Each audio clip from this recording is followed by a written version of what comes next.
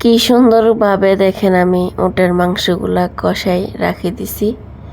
কেন রাখি দিছি অবশ্যই পুরো ভিডিওটা যদি ধৈর্য সহকারে দেখেন অবশ্যই বুঝতে পারবেন। তো আমি দেখেন এখানে একটা ডেকচি বসাই দিছি, ডেকচিতে তেল দিয়ে পেঁয়াজগুলা ভালো করে লাল লাল করে ভাজে ফেলবো, কারণ আমি আজকে বিরিয়ানি রান্না করব। তো সব কিছু নিয়ে ফেলছি। ওটের মাংসগুলো আগে সুন্দর করে কষায় এক জায়গায় রাখি দিছি। এখানে ডিম সিদ্ধ করছি। তো বিরিয়ানির মশলাও নিয়ে নিছি।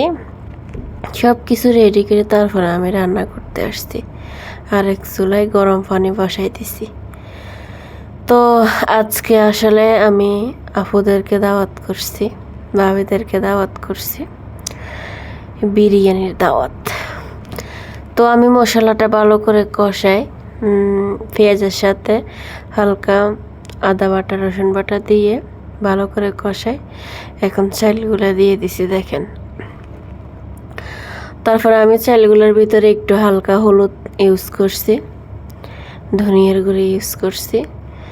তো এখানে তেজপাতা, দারচিনি, লং, এলাচ দিয়ে দিছি। দিয়ে দেখেন আমি চালগুলো ভালো করে মশলার সাথে কষাইতেছি। এমনভাবে কষাবো দেখবেন চালগুলো একটু ফুটি আসছে, তাহলে বিরিয়ানিটা ঝরঝরা হবে, একটার সাথে একটা লাগবে না। বিরিয়ানি রান্না করতে চালগুলোতে ভালো করে কষাইলে এই টেস্টে পারফেক্ট বিরিয়ানি হয়। তো আমি জানি না আমার থেকেও আরও ভালো রাঁধুনি আছে আপুরা, ভাইয়ারা। আমি যতটুক পারি এতটুক আপনাদের মাঝে শেয়ার করতেছি। যে আপুদের নতুন বিয়ে হয়েছে অবশ্যই আমাদের ভিডিওটা দেখলে, ফলো করলে অবশ্যই আমার মতো রান্না করতে পারবেন। তো আমি যেভাবে রান্না করি এভাবে আপনাদের মাঝে তুলে ধরার চেষ্টা করি। তো আজকে শুধু বিরিয়ানি রান্না করবো, আর কিছু রান্না করবো না।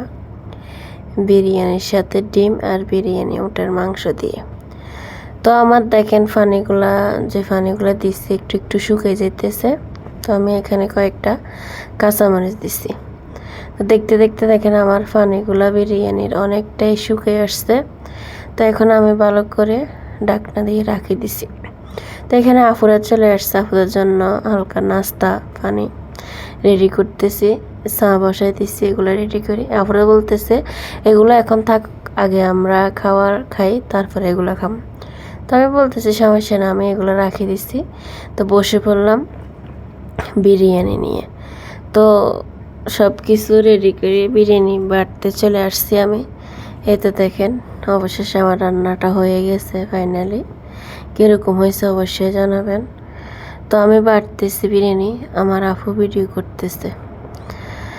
তো আমরা এখানে 5-6 জন ছিলাম। তো আমরা 5-6 জনের জন্য বাটতেছি। তো আমি একটা করে সবটা বাড়ি নিতেছি। বাড়ার পরে সালাদগুলো ছিল, এখানে সালাদগুলো দিয়ে দেবো। মাশাআল্লাহ বিরিয়ানির কালারটা অনেক সুন্দর লাগতেছে আমার কাছে। তো সালাদ, বিরিয়ানি, পানি ঠান্ডা নিয়ে বসে পড়লাম সবাই খেতে। তো ভিডিওটা ভালো লাগলে অবশ্যই শেয়ার করে দেবেন।